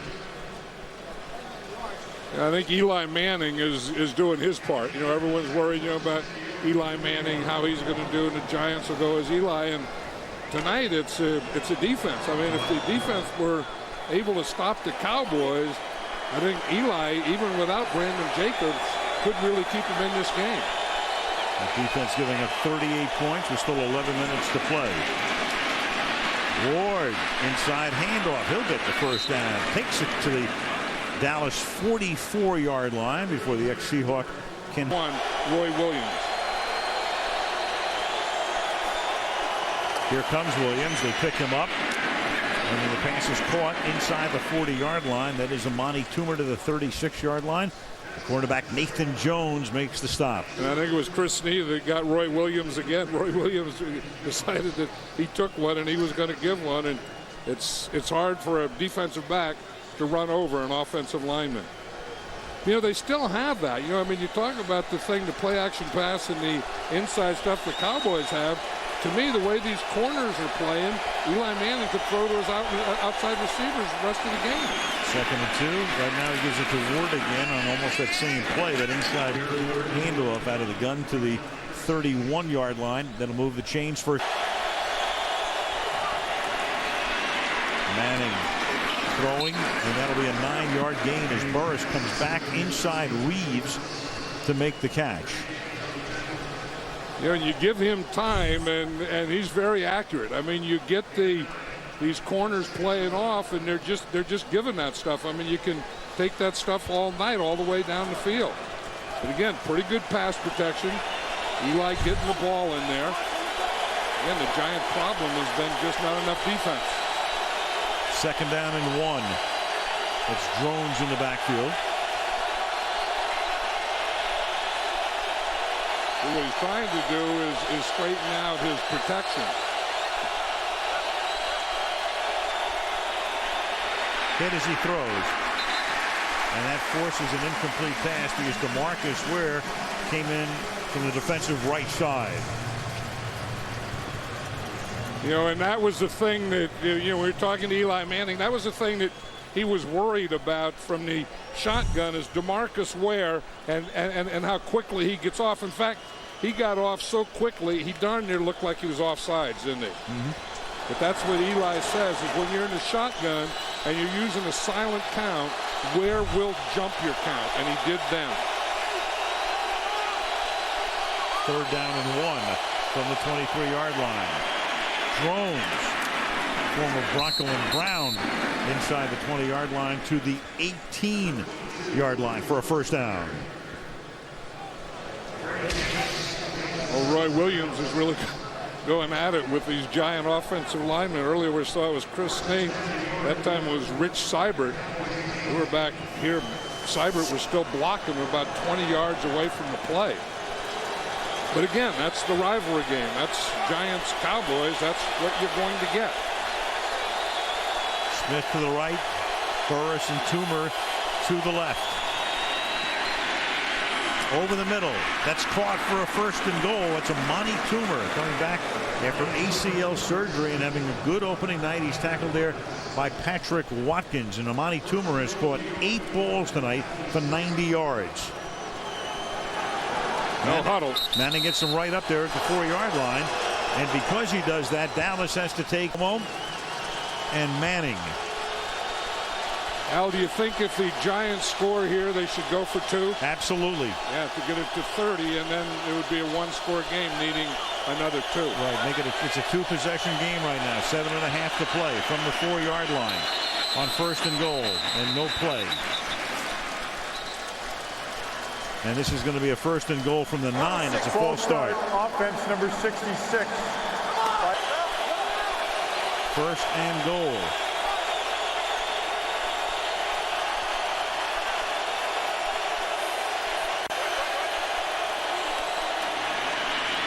Dump underneath. Ward, touchdown. I'll tell you, the Giants are nothing if not very resilient on a night when they lose their ace back.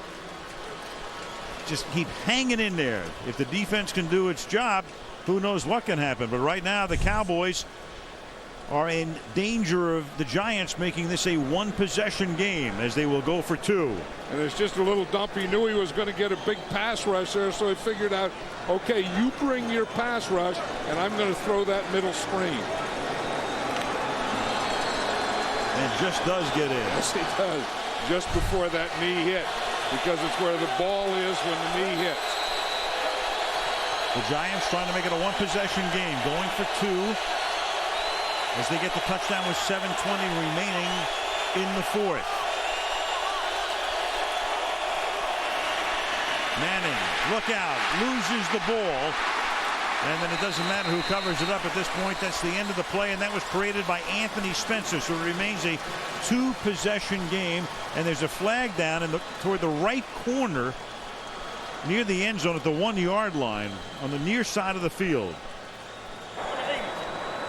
Illegal formation by the offense. The tight end was covered by the wideout. That penalty is declined. The try attempt failed. So 7:20 remaining. I don't give the Cowboys a short field at this point. Unless the kick will bounce down into the hands of Creighton. And the Giant coverage initially is pretty good, and finally they corral him at the 23-yard line. How have the quarterbacks done tonight? Well, if you have a 146.8 rating, that's not that far for perfection. 158.3 is tops. And for Eli, anytime you're into triple figures, you're having a good night, and he is close to 300 yards. You know, and those are two of the guys that these, people were worried about, or the, team was worried, how's Eli going to be? Don't worry about Eli. If everything around him is okay, Eli will be okay. Don't worry about Tony Romo. If everything around Romo is okay, Tony Romo will be okay. Romo averaging 21 yards per completion tonight. The ball is at the 22-yard line. Flag. And then he throws, and it's picked off at the 33-yard line by Jabril Wilson. Flag was thrown at the onset of the play. I was wondering when they were going to take that middle away. I mean, they've been given it the Giant defense. The tight end was covered by the wideout. The penalty is declined. New York ball, first down. Wow, same infraction that was called against the Giants on the two-point conversion. And here go the Giants now with a huge turnover and a big opportunity, down by 10. The ball is at the 22-yard line. Well, they finally made an adjustment. I mean, they've been hitting that middle all night. Go play action pass, fake the run, and then coming in and hitting the middle right there. Jabril Wilson just kind of played it like a linebacker and just dropped right back in there, and Romo didn't see him.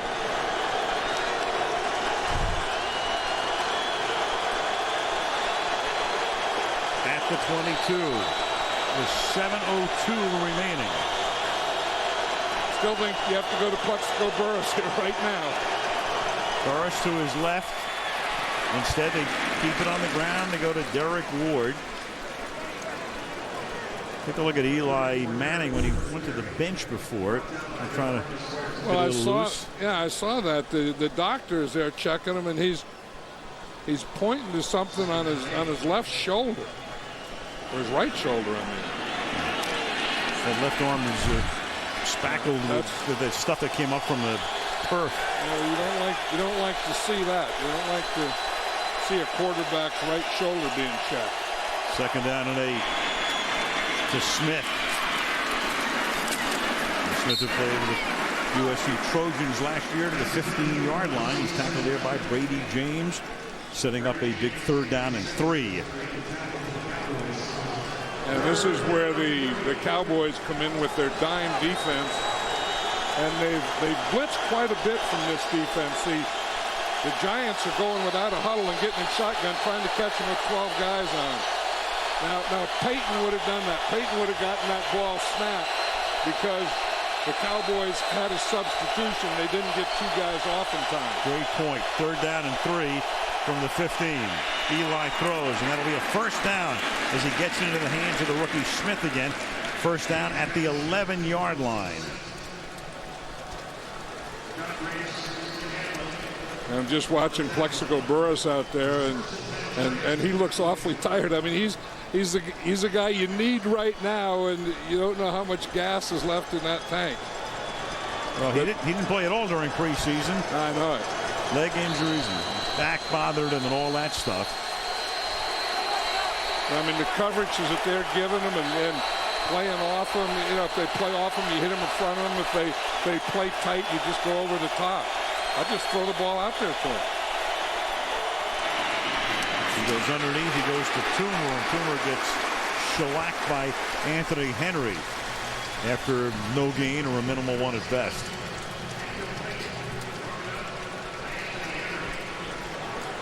Manning gives the signal to huddle up. 2nd down and 9. Yeah, they have 3 wide receivers in there. Toomer's going to be in the slot in the left. Smith outside. Plexico Burress to this side. This is not a 4-down situation on this drive at any point. You're going to need 10 points. You can get them either way, 7-3 or 3-7.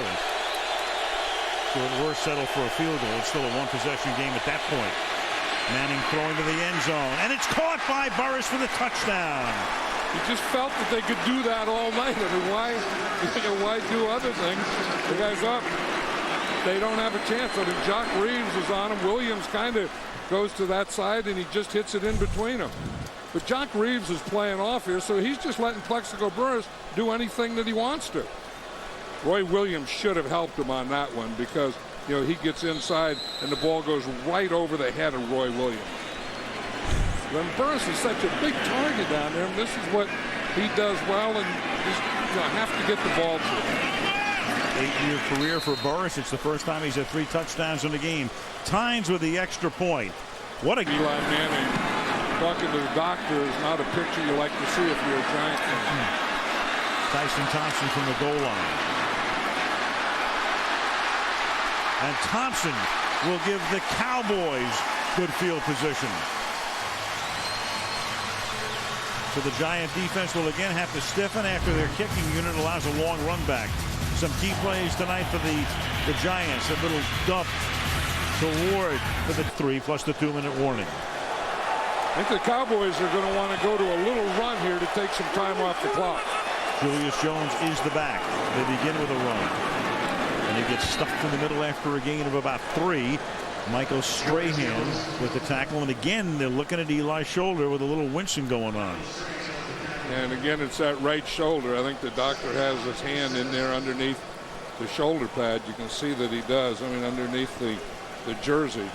And the most interested observer is right there off Eli's right shoulder. That's the backup quarterback, Jared Lorenzen. You know what I think he's doing? I think he's protecting Eli from cameras. Yes. And he was jumping in front of him so that the camera couldn't see what they were doing. Or at least he was for the moment. Eli wearing that C, designating one of the captains, and you've seen them all day long. And there's action now on the left side of the offensive line with Flozell Adams, who jumped first. The defensive player did not come in the neutral zone. Therefore, it's a false start. Offense number 76. 5-yard penalty, 2nd down. Adams. Doesn't it seem like over the years that Flozell Adams leads the world in false starts? It does, because we're always calling his name. You know, you'd think he's a bum if you only knew him from saying number 76. But the guy's been one of the better left tackles in the league for a long time. And he's big, and left tackle usually, blocks the best pass rusher, and he's usually open side like he is here with no tight end in his side. Has the toughest job of pass protection. Tries to get a jump. Jones tries to get around Ross, and then Butler is there to corral him along with McQuarters and knock him out of bounds, which is another thing that the Cowboys don't want to do at this point. Stop the clock. Yeah, that's poor running there, because once you get in this situation where you're trying to run time off the clock, you have to stay in bounds. Even if you have to make a cut before you get there, you could not get to the boundary. Now when you think that here's a 3rd down situation, passing situation, one they need, that they probably go to Jason Witten here. Well, it's a very big play because, among other things, when you get the 1st down, you start making the Giants use their timeouts on defense. Witten, of course, lives over the middle. Romo looks to the outside, finds the open man, and this time it's Sam Hurd. His first catch of the night, touchdown. 51 yards on a 3rd and 7 to a guy who wouldn't have played at all, in all likelihood, if Terry Glenn had been healthy tonight. Hurd, normally the number 4 guy, becomes number 3 tonight. Right, Sam Hurd gets inside R.W. McQuarters. Watch him, he's up here on top. He gets the inside right there, and Romo zips it in. I mean, boy, did Tony Romo get back there and quickly get rid of that ball, and he put it right on target. You said that was a big 3rd down play, and Tony Romo and the Cowboys made it. May have been the sealer. Falk for the extra point with 3:03 remaining in the 4th quarter. You want to get into the end zone tonight? Just wear number 17. Look at that. You see the owner of the Cowboys, Jerry Jones, in there. You'd think that one would give him a little relaxation, but there's no way Jerry Jones is relaxing now. Not tonight. But watch how quickly Romo gets rid of the ball. I mean, it's up. He sees it. Boom. That thing comes right out of there and is a perfect pass. Sam Hurd got that one step inside of McQuarters, and that was all he needed for Tony Romo to get him the ball. And think about Jason Garrett, John. You were talking about the fact, it's Garrett's play call. You've got, as Jerry Jones reacts to the play right after it happens, Witten over the middle. I thought they would do that too. Then you've got Owens, of course, as your big guy as well. Obviously, you can go to him. But Garrett calls, as you look at Lorenzen with a helmet on, and that indicates he's going to come in. So the Giants just have another thing that's going on right now. But Garrett calling Sam Hurd's number. The element of surprise, bingo. Well, it's one of those things. You put an overload at the offensive left Hurd out there single on the right side, and had him run a slant. 2 yards into the end zone, Bradshaw. 7th round draft choice.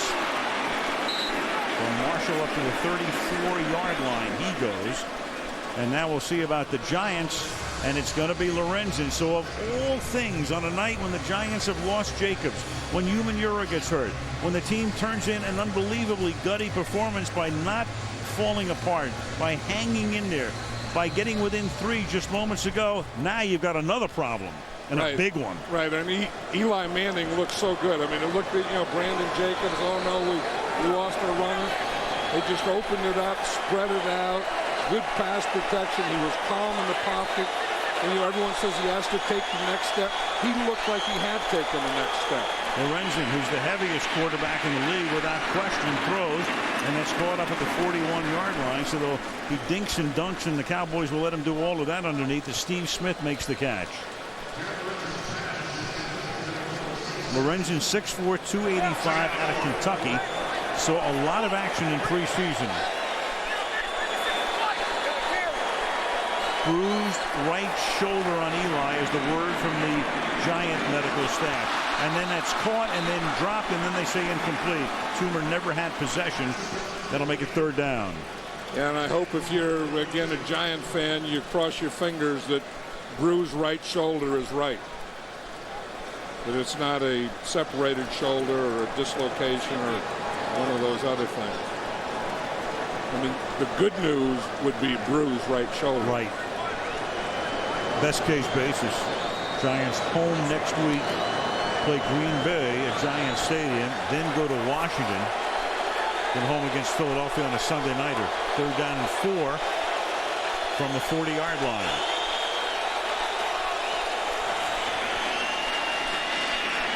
Lorenzen going deep and incomplete, intended for Burris. You have a 4th down. Now the Giants have all of their timeouts. You have 3 timeouts, and you have the 2-minute warnings. You have 4 clock stoppages. You got the backup quarterback here, but it's a 2-possession game, and so you're compelled to go for it. And here's Manning getting dumped, and this is probably where it happened. Yeah, you can see that as he was pulled down, he's thrown right on his right shoulder. You see right on that. Sometimes it's the elbow that jams the shoulder, but it was right on that right side of his arm. That was Anthony Spencer. Now Lorenzen's going to take off, and Lorenzen, of all things, kind of slides to a halt. A sloppy slide, but in a situation where you have to go for the 1st down, and if ever you're compelled to go head first and dive for it, it was right there. And you see the official bring the ball back. That won't even be close. Right. And they'll turn the ball over on downs. Yeah, I was going to say where Lorenzen put it down, it looked like a 1st down. Where the official spotted it down, it sure doesn't look close to a 1st down, does it? It won't be, and that's one of those times when if ever you're going to go head first, that's the point you have to do it. Instead, Dallas will get the ball. The Giants are going to have to use their timeouts defensively. If they can stop them, they will definitely get the ball back, at least for 1 possession. And there are the Giant injuries tonight. And you've got 3 starters and the backup corner and special teams guy in Dockery. And that's something, you always go through the preseason, and, preseason's too long, practice is too hard. We worry about guys getting hurt, and then you still have to play the season. It's still tackle football.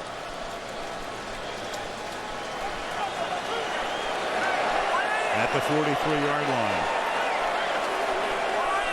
Giants will try to get a timeout before the 2-minute warning. So throw it very quickly here. Barber takes it, but now you got the problem with the Cowboys coming up with the 1st down. Among the things you're going to have to do to take your timeouts on defense to make it worth is stop them from getting a 1st down. Instead, it's about an 8-yard pickup for Barber as we come to the 2-minute warning. In a wild one, it's Dallas by 10.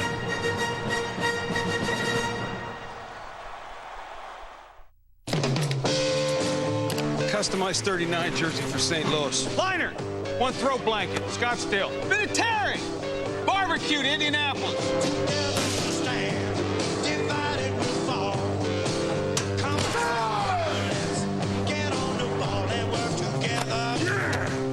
Get this season's hottest NFL gear.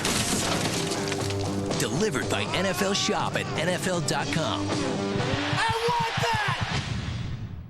On September 24th, a new beginning. New season. New stories.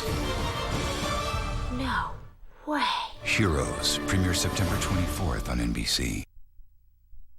Thursday night kickoff under Peyton's rule. And the Indianapolis Colts sent a message: we are the champions.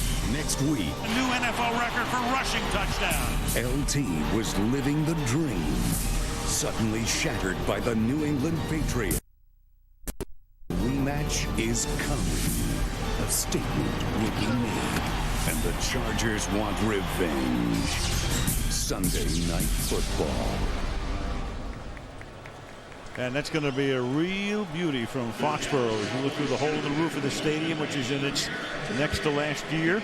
We'll open up new digs in Arlington in 09. The horse trailer player of the game. We're going to have Tiki Barber join us from the studio in New York after the game. And then Tony Romo, assuming the score holds, will be Andrea's interview at the end of the game. But right now, the Dallas Cowboys have a 2nd and 2. The Giants have all of their timeouts, but the Giants just have to stop them here to make those timeouts worth anything. And Barber's going to pick up a first down, so that's going to move the change to the 31-yard line. It's going to be first down, and the Giants, regardless of whether it's a third down or first, have to use their first timeout here. Fantasy football. You can win $100,000. I heard Chris Collinsworth tell me that in the promo at halftime. The 100K.NBCSports.com. Log on. And NFL.com is another spot you can log on to check out a lot of good stuff. You know, did you see that list of stuff we're going to have after the game? That's good stuff. The horse trailer and Tony Romo interview and Tiki and all that stuff. I think number 1 and number 3 are going to be the same. Yeah. Horse trailer and Tony Romo, maybe? Well, right now, 15 to 24, 345, and 4 touchdowns.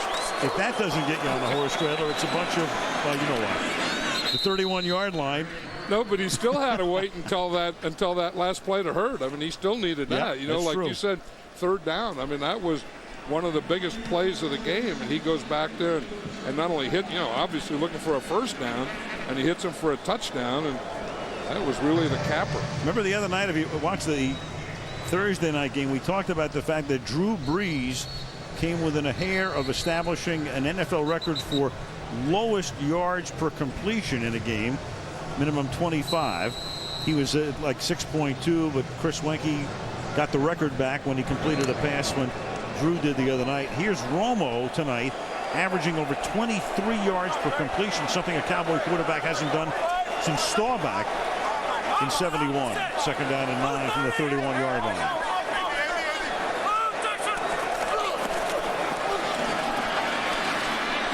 Barber to the 24-yard line. I mean, this Giant defense, I know they have injuries and so on, but they still have to retool this thing. I mean, Tony Romo and the job that he did slicing them up is one thing, but their coverage, their tackling, their pass rush, their conditioning, defensively left a lot to be desired, I think. Giants had to take a timeout. Romo's going to lead the league in passing yardage after week 1, 345. Josh McCown for Oakland today in the loss to Detroit. Manning right now with 312. Eli, that is, would be third. Jay Cutler threw for 304 in Denver's win against Buffalo. 3rd and a deuce. And Barber will get close to a first down.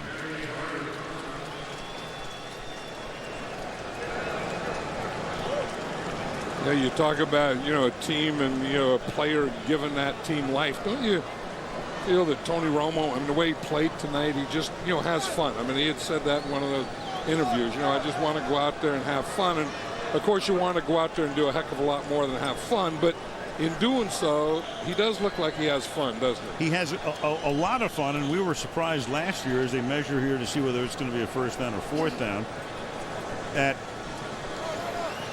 the poise and composure that every quarterback, successful quarterback, is going to need. But when we were with him last year and he was making his first start in Charlotte, he's just a guy that he's got a sparkle and a glint.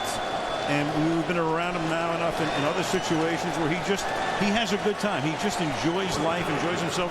Very bright guy with a great sense of humor. Right. He played in that golf tournament up there in Tahoe that you played in. He did. He said he kind of went in there and he was sitting in the locker, and he didn't know how to act or react. He saw all the guys and he's a Dallas Cowboy quarterback. And he said, Mark Rippon, remember the old Redskin Burbank golfer, walks by and says, "Hey, Drew." Here I thought I was a guy. And Tony Romo, he says, "Hey, Drew." And nobody got a bigger kick out of it than Tony. Yeah, right. I mean, the fact that he told us that. And you can tell right here, he and Ed Hockley are having a good time. But I wonder which Drew second. Mark Rippon thought he was. Do you think he was Drew Bledsoe? I think it was Drew Brees. Drew Henson. Could have been Drew Henson. Yeah, he brought up Drew Henson. Romo tonight. That's a big night. It's a really big night. Owens blanked in the first half and 2 touchdowns in the second. Whitten, as usual, the guy you can count on over the middle, lives between the hashes. 6 receptions, 1 touchdown. Yeah, we always talk about, the adjustments you make at halftime, and I think the Cowboys made a good adjustment at halftime in getting T.O. involved in the game. He didn't catch a pass in the first half, so I know that's something that Tony Romo talked about. I know that's something that T.O. talked about, and something that Jason Garrett talked about, and then came out in the second half and did something about it. Giants don't have a timeout. Romo can officially end it with a first down, and he just leans his way for the loss of the game. It could be the injury to Eli Manning. Yep, Manning, Jacobs. I mean, he's got a lot of stuff going on. Human, Ura, Strahan still kind of working his way back into playing shape. And when your starting quarterback plays that well and has that look at the end of the game, that's not good. Tony Romo. Well, he doesn't even have to snap the ball here. He's on the wrong side of the line of scrimmage to snap it. Wade Phillips, who probably never thought he'd get another head coaching opportunity after Buffalo and Denver, and then I think just not resigned, but I think he just felt, you know what, he was going to be a defensive coordinator, and then all of a sudden up pops the Dallas Cowboy job, and he wins in the opener. And he said there were times that he thought maybe he would be in line for a head coaching job and didn't hear from anyone. And then this time he was kind of, satisfied being there in San Diego, and up pops a great opportunity for him. Dallas beats the Giants 45-35. Tiki and company and a lot of other stuff coming up.